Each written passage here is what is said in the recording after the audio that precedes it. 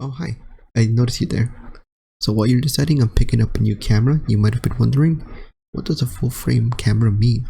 And what is this Aps-c all about? Don't worry, I got you. That's what we're going to be talking about today.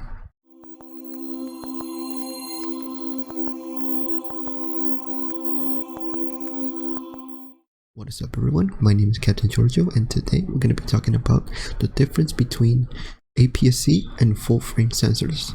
We're going to talk about the pros and cons of each and how they both can be used when deciding your next camera.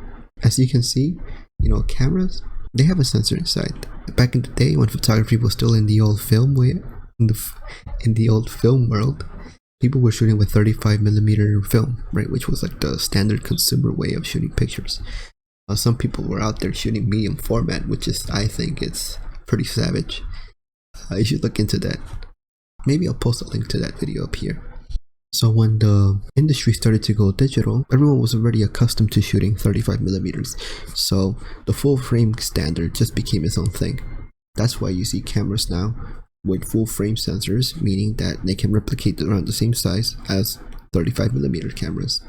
Manufacturers had to come up with a way to save money on cost for producing full frame sensors. So what is their saving money strategy plan? Sell cropped sensors, right?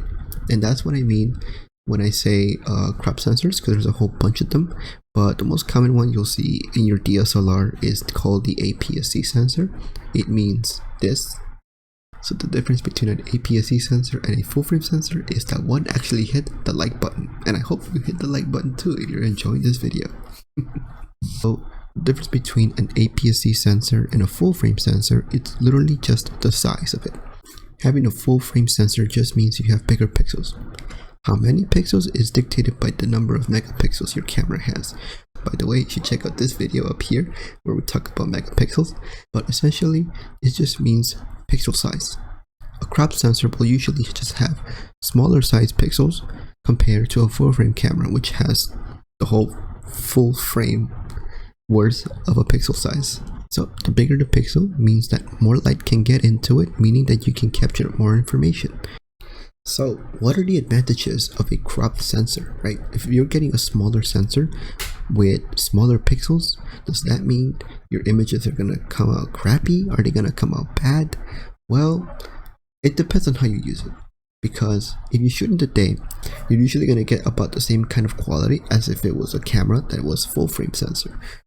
Another thing too is that with a cropped sensor, you're able to get this cropped effect, which I'll explain more in detail in a bit. But yeah, you can get closer shots without the need to buy an expensive lens. Another thing too is that because it's a much more smaller sensor, the bodies for these cameras are usually pretty small. So meaning they're more lightweight, you can pack them up in your book bag and go out for a travel, because these kinds of cameras are very useful for that. So the camera that I'm shooting with right now is a Canon T5i, which has an Aps-c sensor. So it's a smaller sensor, but I got it for an affordable price. So that's another advantage of having a smaller size sensor camera. And so what are the advantages of having a full frame? Just better images. No, I'm just kidding. But they are able to capture more dynamic range, which just means that they're able to capture more information to tell the camera itself what is more white and what is more black. Of course, you're going to see more cameras with full frame sensors having more of a capability of shooting at night. The bigger pixels you have, the more information your camera can capture. Smaller pixels, not less pixels, means that there could be more noise when shooting in low light.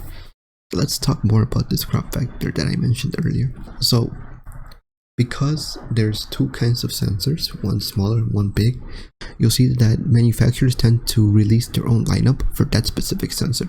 So what you end up with is two kinds of lineups, one for full frame sensors and one for small frame sensors. But the magic comes when you use a full frame lens on a small sensor, right? So let me give you guys an example.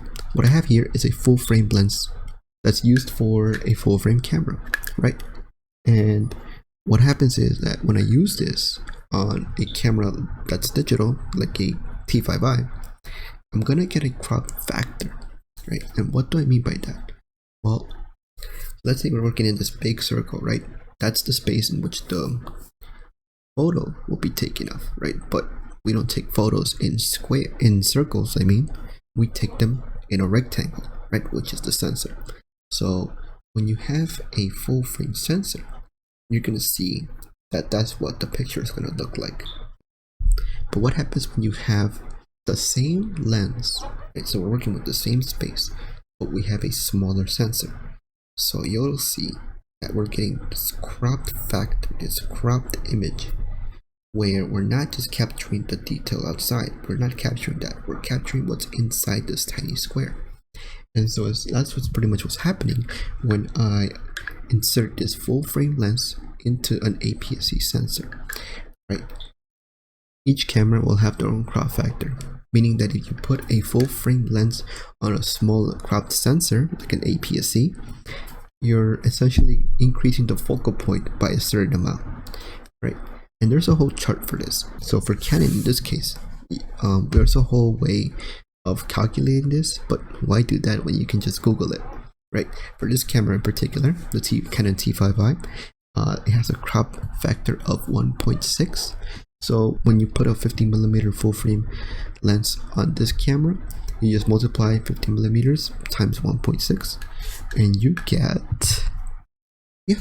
80. So essentially this lens is now an 80mm lens to this particular camera because of that crop factor, which is sick if you think about it, because now with an 80mm lens you can essentially get closer into the action shots. Think about it. You could save money potentially with this, which I've made a video about. You can check out here. But Giorgio, you might be asking me, what if I use an Aps-c lens into a full frame camera? Well, I'm glad you asked, because I'm not sure if there's a way of doing that, but I imagine that two things could happen. A, it won't work simply because there's no way of attaching a lens of that size to a full frame camera, and if there is, it's probably an adapter.